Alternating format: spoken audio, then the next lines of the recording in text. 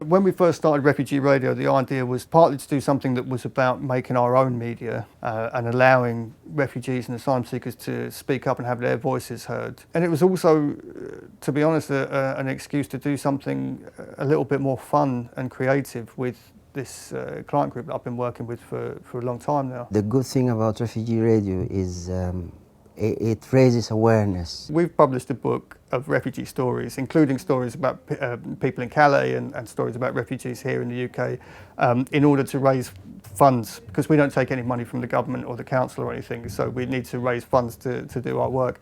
And just to be able to list one book on Amazon, we've been asked for 100 different documents. I don't know if they're suspicious of us because we're working with refugees and asylum seekers and they think there's something sketchy about what we're doing, or if that's just how they treat charities generally, I don't know. You know, you've heard about migrants and asylum seekers who come through the Mediterranean.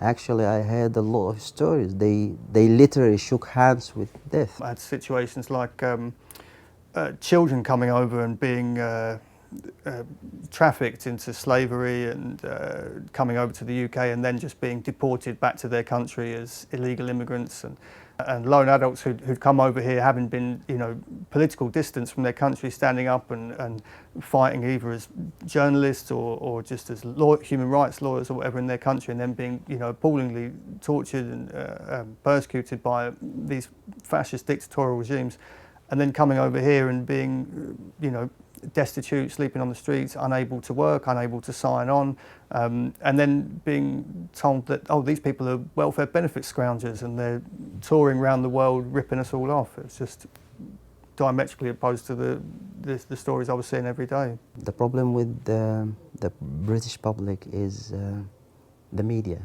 We were hearing stories every day out of people's mouths that just were entirely contradictory to the stories that we were seeing in the prevailing media and what we were hearing coming out of politicians' mouths. For me, it's very rewarding to work for a charity like this.